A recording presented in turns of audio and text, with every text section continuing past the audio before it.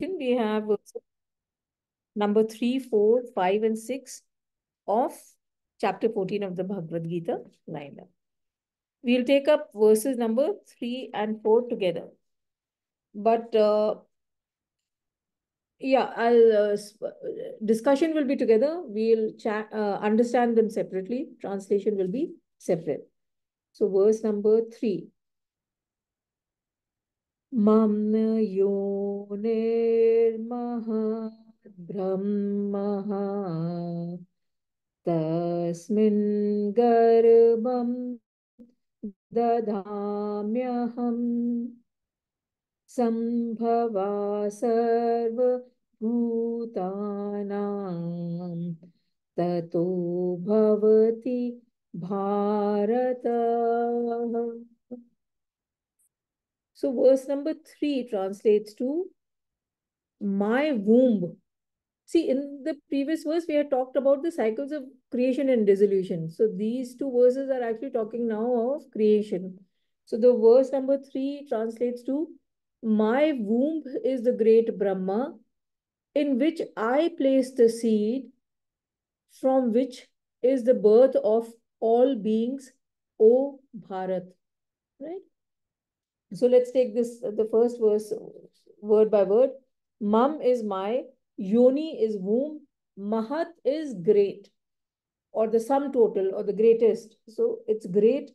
Brahm is Brahma, not Brahman, Brahm, the creator. Tasmin, in that, Garbham, seed, Dadhami is to place. Aham, I, Sambhava is birth. Sarv Bhutanam, Sarv is all. Bhutanam is Bhut are the beings, so Sarv Bhutanam becomes of all beings.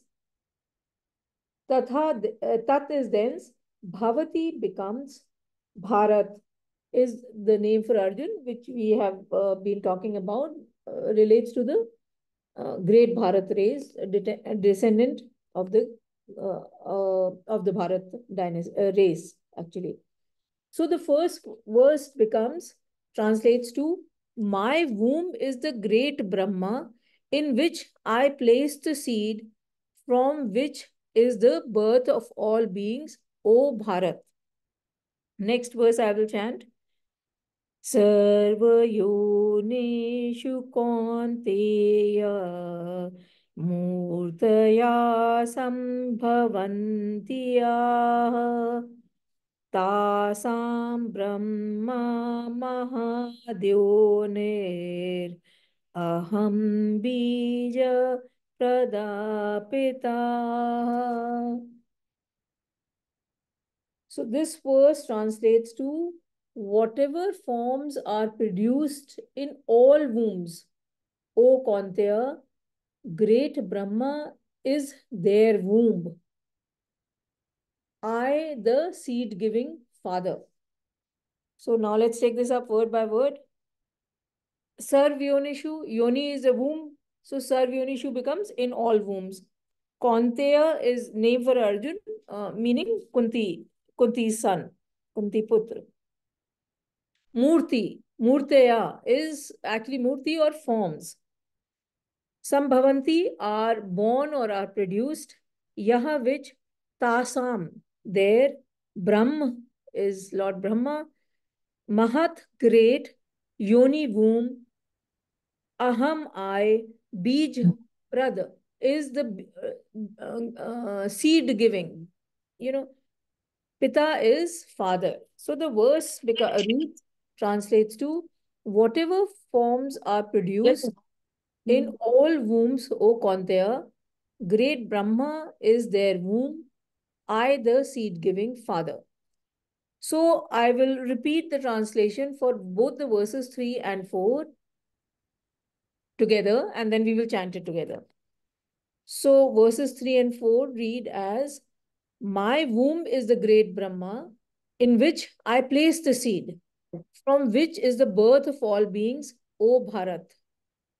Whatever forms are produced in all the wombs, O Kaunteya, great Brahma is their womb. I, the seed giving Father. So, first, let's chant it together, then we'll discuss these two verses. Mama yoneraham bad brahma tasmin garbham dadamyaham sambhava sarvabhutanam tato bhavati bharata सर्व्योनिषु कौन्तेय मूर्तया सम्भवन्ति यः तासां ब्रह्म महद्योनिरहं बीज प्रदाः पितः. So now in this verse, Lord Krishna is talking about how the universe has arisen from the one womb. Okay. Now, that womb is the creator Brahma, right? So, like in our tradition, the three fundamental powers that perpetually manifest in the universe, creation, maintenance, and destruction, are represented by the Trinity Brahma, Vishnu, Mahesh. So Brahma is the creator, Vishnu the maintainer, and Mahesh or Shiv the destructor. So though they are represented separately, actually these powers are flowing from one to the next. So they are very well interconnected. And in this particular set of verses, we are talking about the creation of the universe. So, what the Lord is saying, what Krishna is saying is that it has come out from the one womb. And now you will understand that when we talk about that one consciousness and the one kshetragya that we did in the previous chapter, chapter 13, that there is only one knower of the field, what are we talking about? So this is what we are talking about, that there is only one pure consciousness. So when we interpret it as one womb, what it means, that summation of all the vasanas of the world as one womb. So we have studied, we have read that vasanas, unfulfilled vasanas, are the cause of our next birth. So when we are talking about the creation, it is as a result of all the vasanas of all the people, all the beings, and everything. So it is summation of all the vasanas of the world, which comprises the one womb, which is also referred to as the Hiranyagarbha, or the golden womb. Okay. So this is what we are talking about in these two verses. So the one womb is the summation of all the vasanas of all the beings of the universe. Now, the point is that a womb by itself cannot give birth, right? And we must appreciate actually that we are talking about both the male and the female. I mean, we don't have this concept that a lady can conceive by herself, so as you might find in other religions. So, like the nature, or as per the law of nature, a womb cannot give birth by itself. So, speaking from the level of the pure consciousness, or from the level of Brahman, who is beyond Lord Brahm, the creator also. So, speaking from that level, Krishna says that he places the seed in the womb, in this one womb, or this one womb, which is actually the Lord's field, is impregnated by Lord's seed. So when the life functions as the total causal body, or it is expressing itself as a sum total of the total, mind and intellect, So God is in a living, that total mind and intellect, which is born out of the vasanas of the universe.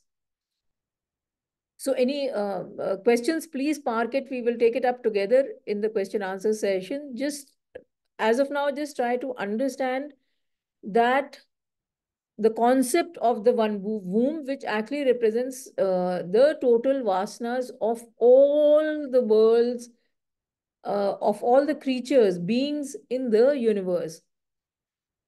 So in the verse, Lord Krishna is saying that God, or he is speaking from the level of the pure consciousness, is the father of the universe in this womb of total vasanas. And total vasanas are necessary for procreation of this world of plurality that we see around us. Now, okay, that is one part. Now, the interesting part is that even ignorance or even delusion or non-apprehension of Brahman is part of that seed. So the seed is also of non-apprehension of Brahman, because why? How do vasanas arise? If we go back to what we have been reading from chapter 3 onwards, that it is ignorance of the self which leads to desires and likes and dislikes, creates vasanas, and the unfulfilled vasanas which remain with us are the cause of our next birth. So Lord Krishna, now speaking from the level of the pure consciousness or the level of the Brahman, says that he places the seed in the womb. Okay, now this also ties up with what we read in chapter 13. This is where we talked of Prakriti and Purusha, right? So this is the marriage of matter, which is Prakriti, which is a she, which is the womb, and spirit, which is the Purusha, the he, the seed. Or this is the relay marriage of the mother of the universe and the father of the universe, which are represented by nature and spirit. So Krishna says that he is the father of the universe by placing the seed in the one womb, the sum total of all the vasanas of Mother Nature. And in the previous chapter, we also read that both Prakriti and Purusha are in the same substratum, which is Brahman. Okay. So it is as if from Brahman, the Prakriti and the Purusha have come out. The substratum is the same, and the Purusha is placing the seed in the Prakriti.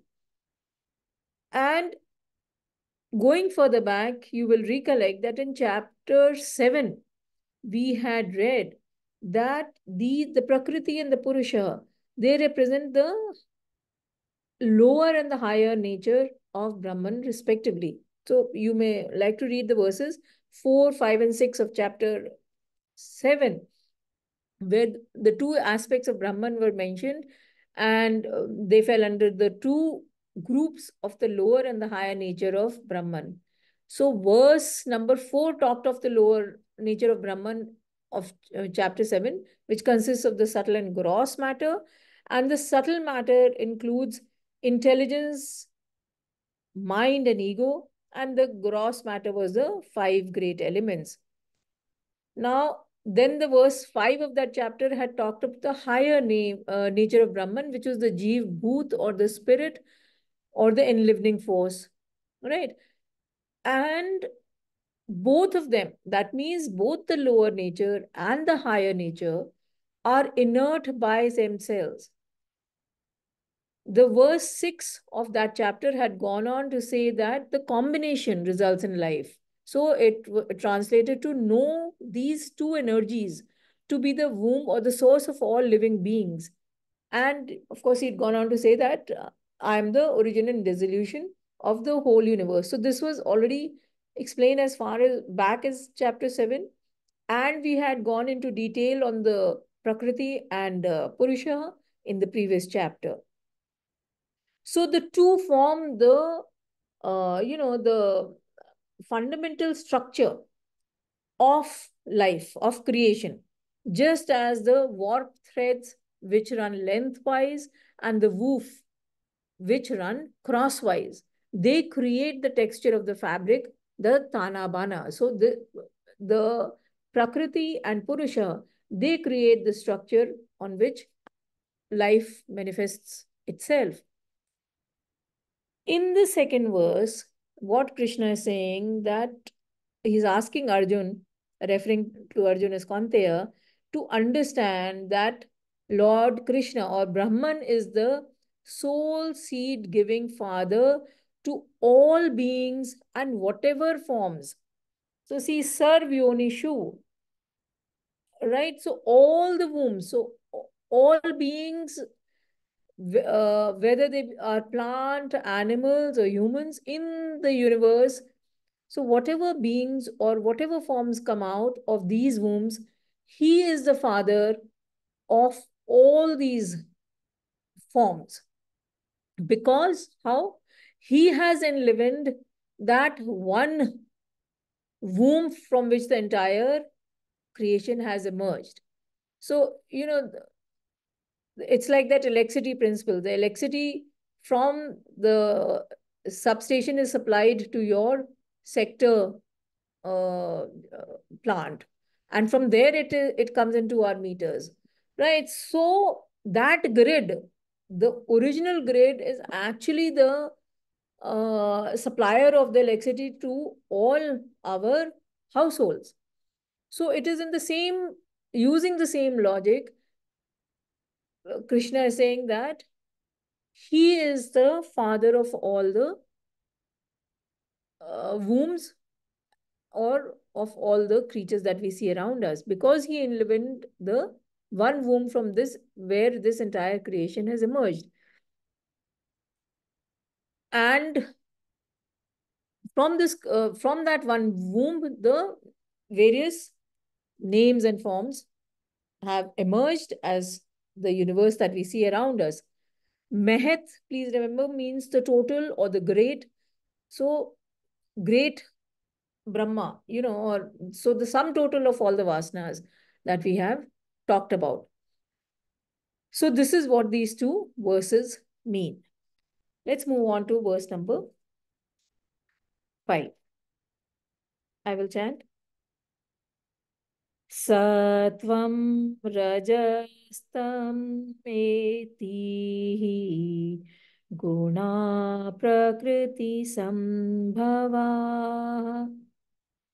निबध्नन्ति महाबाहो देहे देहिनम् अव्ययम्.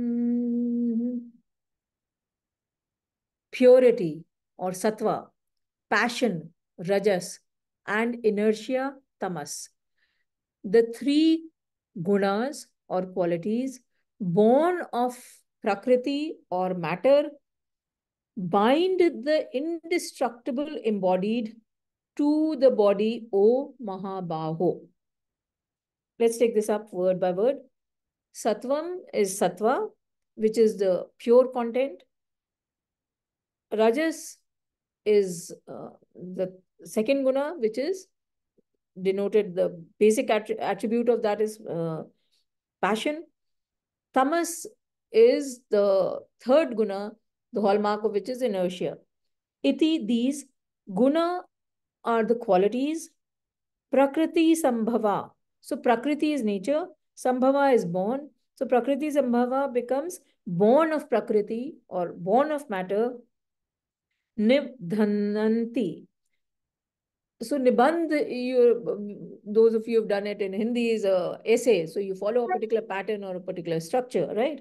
So here it means they bind, they make us work in a particular manner. So they bind. Mahabaho is a name for Arjun, which means mighty armed, a strong person. Dehe, in body. Dehe is body. Dehe becomes in body. Dehinam is embodied. Avayayam is the imperishable Brahman. So the verse translates to Sattva, Rajas, and Tamas. The three gunas born of Prakriti bind the indestructible embodied to the body, O Mahabaho. So let's chant it together. Sattvam Rajastam Metihi Guna Prakriti Sambhava Nebdhananti Mahabaho Dehe Dehenamavyayam. So see, in the previous set of verses, the Lord has explained that he is the father of all life forms. So all life forms are born of Purusha and Prakriti. So and Brahman is actually the substratum in which both these are functioning, the Purusha and the Prakriti. So then when that pure consciousness is enabling, or is the Purusha and the Prakriti, the higher and the lower nature, and that is what is forming the creation, the natural question that arises is that why is it trapped in my body? Why should it be trapped in my being or any of the beings? Why should it be trapped? And that is what we are now going to talk about for the next 9 verses. That what is the binding factor? Okay. So this verse is saying that essentially the Prakriti manifesting through the three gunas binds the beings to the body and pushes us into the cycle of birth and death. That is the bind. I mean, that is the structure, right? So what now you have, this has to be internalized actually. What are we saying? We are saying God is within us. God is not separate from us. It's not that, as many of the religions say, that God is sitting in heaven and you are left to your own self. No, God is within us.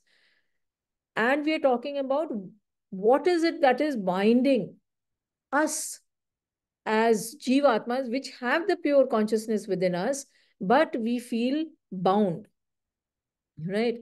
So God is within our hearts, right inside us. But we are bound. Now we are bound because of what? Because of the vasanas. And now this takes us back to chapter 3 where we had started talking about vasanas and gunas, right? And there we had read, I'll briefly recollect the important part here. Otherwise, you can go back to that chapter and see what we had talked about the gunas there. So our vasanas are classified into gunas. Now, gun, the word in Sanskrit means strand, fiber, rope, or the bind actually. So guna means the ropes that bind us. Guna is a binding factor. And there we had also done the three gunas, the tamas, rajas, and sattva. And the hallmark of tamas is inertia. That of rajas is a lot of action, and it reflects in a lot of passion, greed, and agitation. Okay. And sattva is where you're beyond the action. So you're poised, equanimous, and serene. So these are the three gunas. And we had also discussed, we also know that we are a combination of these three gunas, sattva, rajas, and tamas, in different proportions. So someone may have, let's say, 20% sattva, 75% rajas, and 5% tamas. Will be a very, very active and a very, very agitated kind of a person. So, and someone else may have 40% sattva and 40% rajas and 20% tamas. So all of us have different composition of rajas, sattva, rajas and tamas in us. So that is how we appear as different individuals. So gunas are actually the material component of our cells. So they are part of the kshetra. So they form that kshetra which we had talked about in the previous chapter. And the Brahman or the self or God functioning through these gunas constitutes an individual, appears to constitute an individual. We have also been discussing this in detail that God is not concerned with what is happening or not happening in the world. It is enabling us, but has no role in our actions. Our actions are driven largely by our content or our gunas. So, the composition of the sattva, rajas, and tamas, and our nature, which is also part of the material layer, the prakriti. The gunas now importantly tie us down. Our identification with the body, mind, and intellect, and their incessant demands upon us, our faculties, is what ties us down. So the best way to explain this is that, see, we know that if we have metal chips or small pieces, they can be easily pulled up by a magnet. So magnet attracts metal. However, if these are wood pieces, the metal will not attract them, will not be able to pull them up. So if we have a mixture of wooden pieces and metal pieces lying on a table, and we hover a powerful enough magnet, all the metal pieces will be attracted and the wood pieces will remain on the table. However, if we were to tie one wood piece to one metal piece by a bind and so on and make pairs, now if we try to pull up the metal piece, then everything will be pulled up, right? So this is the way the vasanas within us work. The self is a wooden piece which is immune to the attractions of the world. The material equipment, sorry, the self is a wooden piece. I don't know what I said, which is the not reacting to the attraction. The material, the prakriti, is the metal piece, which is getting attracted by the magnet. So the world can only pull the material equipment. It cannot attract the Brahman. But when we are binding Brahman with the material equipment, it appears that everything is going into the world. The point is that we have to determine that are we identifying with the material equipment, so with our, man, ahankar and buddhi, or we are identifying with the Brahman. All are uh, material equipment. So the gross body as well as the subtle body is in the material realm. That is what we were told. That is what we read in the last chapter. And therefore, the last chapter was very, very important and formed, basis on which the rest of the chapters will actually work. So if we function in the world identifying with the material equipment, we start binding ourselves. That is what the verse is saying, that these three gunas are the bind, and which bind the body, the that embodied to the body. That embodied was that Brahman, which is actually not, you cannot bind, you cannot contain. But because we have bound ourselves to the material layers, it appears to have been binding the indestructible embodied, right? So I'll just repeat the whole verse again. so that this settles down. Sattva, Rajas, and Tamas, the three gunas born of Prakriti, bind the indestructible embodied to the body. This is what the verse is saying. Moving on to the last verse for the day, verse number 6. तत्र सत्वं निर्मलत्वातः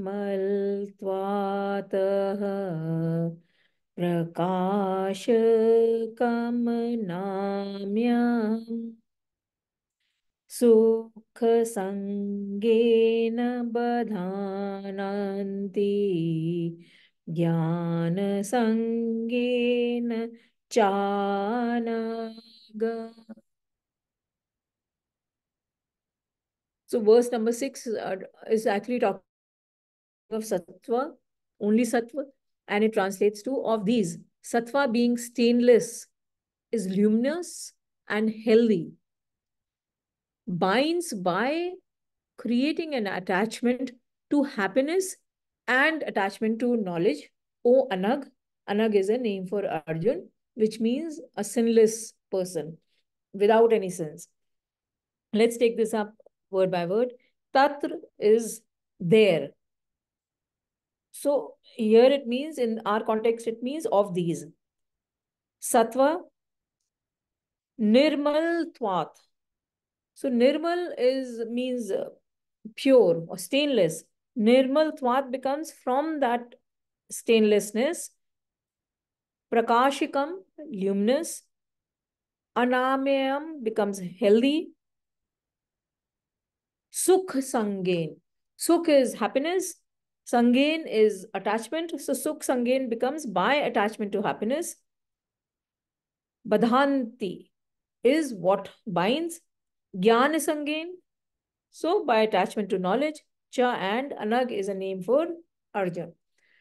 So the verse translates to of these, Sattva being stainless is luminous and healthy, unobstructive, binds by creating attachment to happiness and attachment to knowledge. O Anag. Let's chant it together. Tatra Sattvam निर्मलत्वातः प्रकाशकं नामयम् सुखसङ्गेन बध्नान्ति ज्ञानसङ्गेन चानघ. So Lord Krishna starts explaining the three gunas with the first gun, the purest quality, sattva.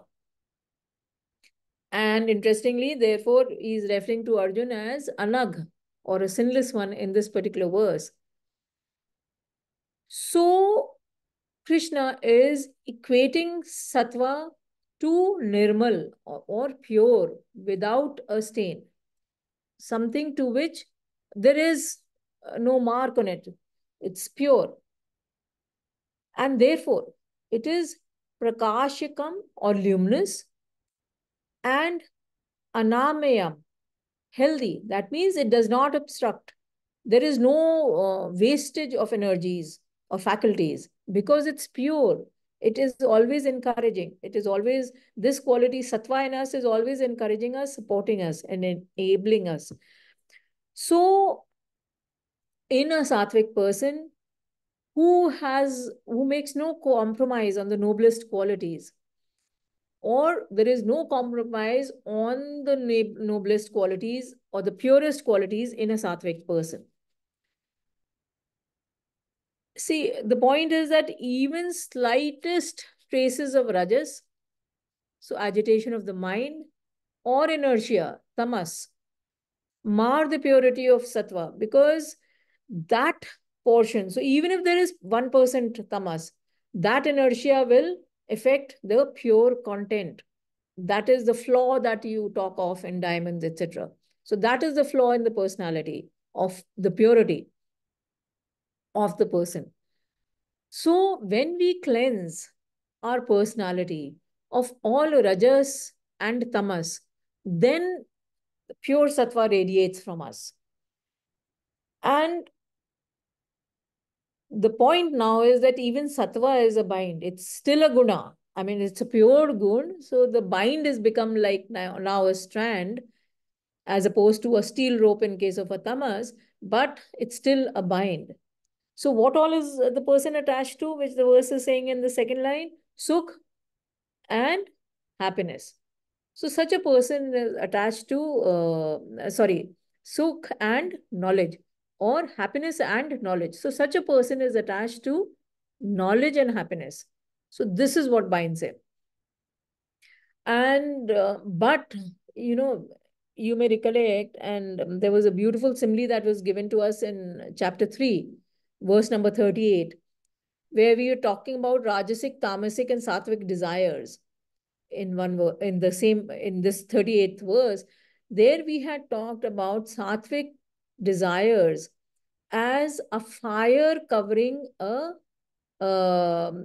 being covered by smoke. So Sattvic desires are like, realize what is the Sattvic desire? Realization of self, or service towards a higher goal, etc. So they are directed towards Atman. They are the subtlest desires, but they also cover, because it is a desire. Okay, I mean, so it may cover, but the coverage, it covers the divinity, like smoke covers the fire. You can see through it, and even a small breeze will blow it away. So small breeze implying that a small help from a scripture or from a teacher or a small incident in one's life will remove the last covering of the desire and expose the individual to divinity.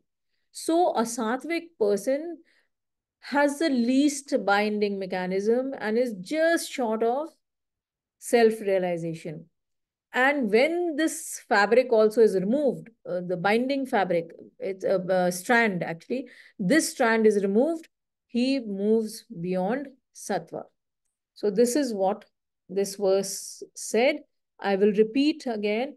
Of these, sattva being stainless is luminous and healthy, binds by attachment to happiness and attachment to knowledge. That is the gist here. We will do our closing invocation now.